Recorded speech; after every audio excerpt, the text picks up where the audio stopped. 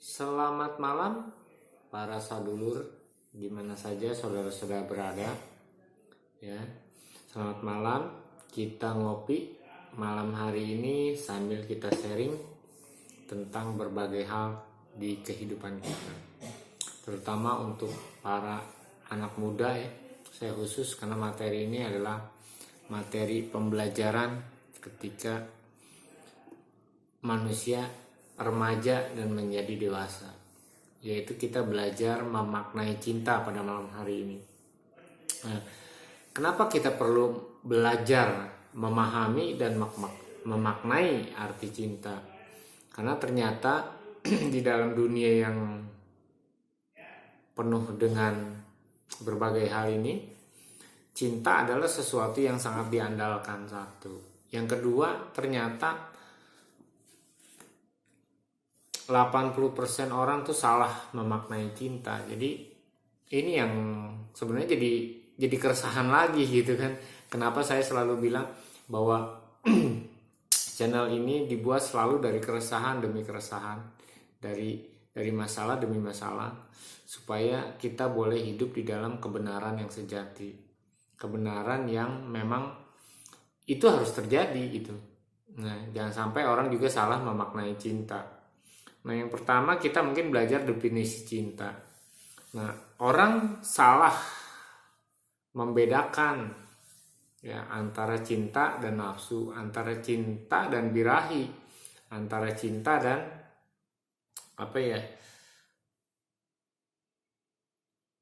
hasrat gitu kan, yang sungguh jauh berbeda. Nah, cinta itu kalau di dalam bahasa Indonesia itu sebenarnya memiliki dua makna, yaitu kasih dan sayang ya. Mungkin di orang Sunda itu dia punya arti yang berbeda-beda lagi. Ada bogoh, ada heman ya kan, ya, ada nyaah ya. Itu semua punya makna yang berbeda. Jadi sebenarnya cinta dalam pengertian yang umum itu mempunyai hal yang berbeda-beda. Ada cinta orang tua, ada cinta sahabat. Nah, ada cinta yang memang nanti hubungannya dengan akil balik manusia gitu kan, antara lawan jenis gitu kan. Nah, itu yang yang sebenarnya bisa dibedakan ya. Misalnya setidaknya ada 4 yang bisa dibedakan itu. Tetapi kita ingin memaknai cinta itu berdasarkan apa yang Allah taruh di dalam hati kita. Sebenarnya cinta seperti apa sih yang sebenarnya Allah inginkan? Walaupun orang tua dengan anak, ya anak dengan orang tua, suami dengan istri gitu kan, atau dengan sahabat, sebenarnya punya maknanya sama. Ya, pemahamannya sama, cuma ada hal-hal yang akhirnya nanti menjadi sensitif ke arah yang lain gitu kan. Nah, cinta itu akhirnya menjadi negatif, cinta itu akhirnya tidak tahan uji, cinta itu akhirnya bisa dipertanyakan ini sebenarnya cinta atau bukan. Nah, untuk membedakannya ya kita harus belajar juga dari Allah. Kenapa Allah menaruh cinta ke dalam hati manusia, ya kan? Sifat cinta yang Allah berikan kepada manusia supaya manusia bisa mempelajari ya sudah pasti. Cinta itu suci, murni, ya kan? Cinta sejati itu ya, cinta sejati itu artinya benar. Ini cinta yang benar, cinta yang tidak menyimpang ke kiri dan ke kanan. Terus cinta itu tulus. Cinta itu sesuatu yang tanpa pamrih. Karena artinya kasih itu memberi. Artinya sayang itu artinya melindungi. Makanya di dalam bahasa Sunda, ya kan, ada heman, ada nyaah, ada bogoh gitu misalnya. Contohnya seperti itu suatu hal punya makna yang berbeda gitu kan. Nah, cinta itu memiliki semuanya itu gitu kan. Nah, demikian juga yang diajarkan Allah kepada kita. Artinya cinta kasih itu kan memberi. Nah, ketika orang memberi itu tidak meminta, makanya cinta itu sebenarnya tanpa pamrih. Kalau saudara ingin memberi tapi ingin meminta, itu bukan cinta, ingin dicintai. Jadi mencintai sama ingin dicintai itu berbeda. Memberi sama ingin diberi itu suatu hal yang berbeda. Memperhatikan sama ingin diperhatikan suatu hal yang beda. Jadi kadang-kadang manusia itu punya kerinduannya ingin dicintai bukan ingin mencintai, ya ingin diberi bukan bukan memberi. Nah itu satu hal yang berbeda. Ketika orang jatuh cinta sebenarnya ingin memberi bukan ingin diberi. Nah cuma karena karakter manusia punya masalah di dalam kehidupannya, punya masa lalu, ya kan, punya luka-luka batin, punya perjalanan hidup yang tidak menyenangkan, maka ketika orang dengan orang lain hubungannya tuh ingin dicintai, ingin diberi, ingin dilindungi karena merasa lemah gitu misalnya. Nah itu suatu hal yang harus dibedakan, mencintai dan ingin dicintai, ya. Jadi kita belajarnya apa arti mencintai dulu, ya kan. Nah cinta yang Allah tunjukkan kepada manusia adalah satu, memberi dan tidak mengharap kembali, ya seperti lagunya Ebit, cinta yang kuberi setulus hatiku, entah yang kuterima aku tidak peduli. Jadi cinta itu ketika memberi dan tidak mengharap kembali, ya ikhlas, tulus gitu kan, tidak mengharapkan sesuatu gitu kan. Apalagi sesuatu yang istilah zaman modern itu modus gitu, memberikan sesuatu tuh mengharapkan sesuatu yang lain. Nah itu bukan cinta. Jadi kita harus bisa membedakan orang yang memiliki modus untuk mencintai kita harus bisa lihat. Terus cinta itu menutupi segala sesuatu. Cinta yang Allah berikan itu menutupi pelanggaran, menutupi dosa, menutupi kelemahan manusia, ya ditutupi, ya kan. Artinya kalau ada seseorang mencintai seseorang yang lain, segala kelemahannya, segala kekurangannya itu ya nggak apa-apa gitu kan. Ibaratnya ya udah nggak apa-apa, selalu dimaklumi, lalu ditutupi, bahwa diberi pengertian, ya. Cinta itu mempunyai pengertian, ya. Selanjutnya adalah cinta itu kuat menanggung segala sesuatu. Nah karena cinta itu kuat, ya, maka dia menanggung segala kelemahan, ya kan, menanggung segala kekurangan, menanggung segala penderitaan. Jadi cinta itu kuat menanggung segala sesuatu. Kalau dia tidak kuat menanggung segala sesuatu, bisa dipastikan itu bukan cinta. Jadi kalau ada orang suami istri saling mencintai, ketika mereka mengalami musibah, ketika mereka mengalami kehancuran ekonomi, ketika mereka menghadapi masalah kehidupan, mereka berpisah, artinya mereka dipertanyakan cinta atau bukan, ya kan. Kembali lagi kepada sesi-sesi saya sebelumnya, ya kan, tentang orientasi hidup. Jangan sampai salah orientasi. Ketika orang mencintai sebenarnya ingin berhubungan seks, ingin yang nikmatnya saja, tapi bukan cinta itu kan. Nah itu yang harus bisa kita bedakan. Terus karena cinta tanpa pamrih, dia bertanggung jawab. Ciri-ciri cinta adalah bertanggung jawab. Jadi jangan seperti ada orang bangga begini, seorang cowok laki-laki lalu menghamili pacarnya. Setelah menghamili pacarnya, dia disidang dan dia bilang, saya bertanggung jawab gitu kan. Betul, dia bertanggung jawab dan menikahi, tapi setelah dia hamili misalnya. Nah cinta tidak seperti itu. Tanggung jawab itu artinya dia menjaga pasangannya, dia menjaga hasratnya, dia menjaga, itu bertanggung jawab. Bukan setelah dia bikin sesuatu dia bertanggung jawab, itu bukan bertanggung jawab. Jadi bertanggung jawab bukan kita nabrak orang, orangnya mati lalu kita tanggung jawab, kita biayai hidup keluarganya, bukan seperti itu. Justru bertanggung jawab adalah bagaimana caranya supaya kita tidak menabrak orang gitu kan, tidak membuat orang celaka. Itu artinya bertanggung jawab. Nah pemahaman tanggung jawab itu kan adanya di cinta, ya kan. Nah orang kan salah memahami arti tanggung jawab. Jadi dipukulin dulu lalu dibawa ke rumah sakit, itu tanggung jawab katanya. Padahal yang arti bertanggung jawab sesungguhnya adalah bagaimana caranya kita nggak mukulin orang dan membawanya ke rumah sakit gitu kan. Nah itu yang harus dipahami. Dan ketika itu salah, orientasinya salah dalam cinta, maka ya kacau hidup ini, ya kan. Mana jadi cinta itu jadi tidak murni lagi. Cinta itu jadi aneh. Cinta itu jadi sebenarnya bukan definisi cinta itu kan. Nah itu yang harus kita pahami bersama. Nah, cinta itu karena dia suci, Nah ini yang harus diingat, cinta itu tidak melakukan dosa. Banyak anak-anak muda pacaran jatuh cinta, laki-laki dan wanita, dia berbohong sama orang tuanya, ya kan, karena ingin bertemu si A, ingin bertemu si B, berbohong. Nah cinta itu tidak melahirkan dosa, cinta itu tidak melahirkan kejahatan. Jadi di Bogor pernah kejadian ada seorang perempuan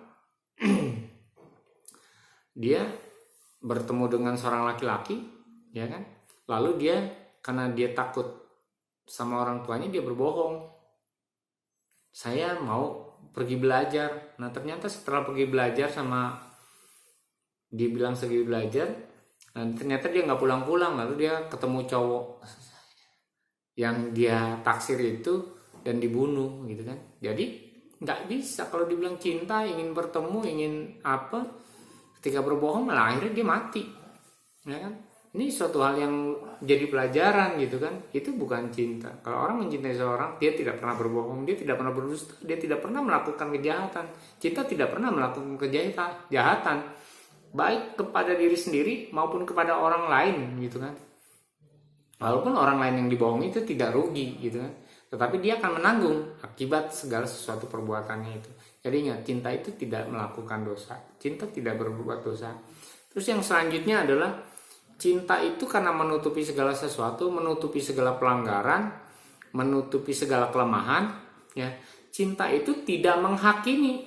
Jadi kalau ada rohaniawan, maaf ya, lalu bilang bahwa Allah itu sangat mencintai manusia, tetapi dia hakimi semua orang yang berdosa. Dia katakan kafir semua orang yang belum mendapat hidayah gitu, beriman. Nah itu cintanya dipertanyakan, ya kan. Apalagi mengkafirkan orang, menghina orang yang belum dapat hidayah, memakai nama Allah, jadi memfitnah Allah gitu kan. Jadi saya sudah bilang bahwa saya seorang kritikus, dan salah satu kritik terbesar saya adalah kepada para rohaniawan, karena saya tidak setuju kalau para rohaniawan itu memfitnah atas nama Allah gitu kan, berbuat kejahatan atas nama Allah, ya kan, membuat onar atas nama Allah. Itu enggak, ya kalau mau buat onar saja, kalau mau memfitnah, fitnah saja, jangan fitnah Allah, jangan membuat onar atas nama Allah. Nah itu yang harus dipahami, bahwa cinta tidak pernah menghakimi. Cinta itu tidak pernah menghakimi siapapun. Jadi cinta itu karena dia saking tulusnya, dia justru mengampuni. Kalaupun ada orang bersalah, ya dia ampuni. Pengampunan Allah itu kepada manusia karena dia mencintai manusia, sehingga ada yang namanya pengampunan, ya kan. Kenapa seseorang bisa masuk surga gitu katanya kan? Salah satu dalilnya adalah ada pengampunan Allah gitu kan, sehingga tidak dihukum. Dihukumnya karena di neraka gitu kan. Nah orang yang tidak dihukum kan diampuni, sama seperti kita diadili di pengadilan, lalu kata hakim, saudara diampuni, tidak dihukum. Nah itu kan ada pengampunan, ya kan. Walaupun dituntut misalnya dengan pasal-pasal pidana misalnya kan. Nah hal seperti itu yang harus dipahami. Cinta tidak menghakimi, ya kan. Terus cinta itu lemah lembut. Ya, ketika orang jatuh cinta, ciri-cirinya dia perkataannya lemah lembut, mendayu-dayu gitu kan, misalnya contoh seperti itu. Nah karena cinta itu memaafkan, cinta itu pengertian, maka dia penuh dengan kelemah lembutan. Dia tidak menegur orang dengan kasar, dia tidak pernah menegur dengan arogansi gitu kan. Cinta itu ditunjukkan itu dengan kelemah lembutan. Nah karena cinta itu berasal daripada Allah di dalam hati kita, maka ya di dalam Bible ya dikatakan bahwa Allah itu adalah kasih, ya, adalah cinta. Allah itu, barang siapa punya cinta di dalam hatinya, dia mengenal Allah, ya kan. Jadi saking murninya cinta, saking tulus dan sucinya cinta, barang siapa mengasihi, barang siapa mencintai, dia mengenal Allah. Tetapi barang siapa tidak mencintai saudaranya, tidak mengasihi, dia tidak mengenal Allah. Jadi orang boleh ngaku beriman, tetapi kalau di dalam hatinya tidak ada cinta, dia tidak mengenal Allah. Itu prinsip dasar di dalam Bible, ya kan. Di dalam ajaran orang Kristen, orang Katolik yang seperti itu, bahwa ya orang Buddha juga kan, Sama seperti itu, Konghucu juga seperti itu. Mereka semoga semua makhluk berbahagia. Jadi cinta itu disebarluaskan melalui keyakinan iman kepada Allah. Jadi Allah itu yang mengasihi. Allah tidak menghakimi orang gitu kan. Membunuh atas nama Allah, yaitu suatu fitnah yang besar gitu kan. Bahkan bilang inilah agama Allah gitu kan. Tapi agama Allahnya bikin onar, bikin pembunuhan, bikin penindasan di mana-mana. Nah, itu jangan seperti itu. Allah tidak seperti itu kan buatan manusia, agamanya gitu kan. Allahnya tidak begitu. Jangan memfitnah Allah atas dasar iman katanya, atas dasar agama. Jadi itu tidak boleh. Nah, jadi saudara paham, mengenal Allah itu penuh dengan cinta kasih. Jadi saya melihat di bangsa ini ada ustadz-ustadz yang lemah lembut, ya kan, enak dengarnya. Ada biksu, ada pendeta, ya kan. Ketika mereka memang mengenal Allah, kata-kata mereka beda. Ketika mereka berkhotbah, ketika mereka ceramah, penuh dengan pengertian, penuh dengan pemahaman, penuh dengan hati yang tulus dan murni gitu kan. Sampai ngedengernya aja capek ngantuk gitu kan. Kalaupun mereka meledak-ledak gitu kan, misalnya khotbahnya, ceramahnya, tetapi penuh dengan cinta kasih. Dan itu yang akhirnya menyentuh, menjamah hati manusia bahwa Allah itu benar maha pengasih dan maha penyayang, ar-Rahman dan ar-Rahim, ya kan. Ketika orang memahami sifat-sifat Allah, ya, Asmaul Husna itu kan, ar-Rahman dan ar-Rahim, ya maka dia akan melakukan hal yang sama, yaitu bersifat sama seperti Allah, ya. Citra diri manusia sama dengan citra diri Allah gitu kan. Nah, itu yang harus dipahami. Jadi seluruh channel ini walaupun sekarang bicara tentang cinta, kembali ke citra diri, ke tujuan hidup dan sebagainya, adalah memang selalu sambung menyambung ya.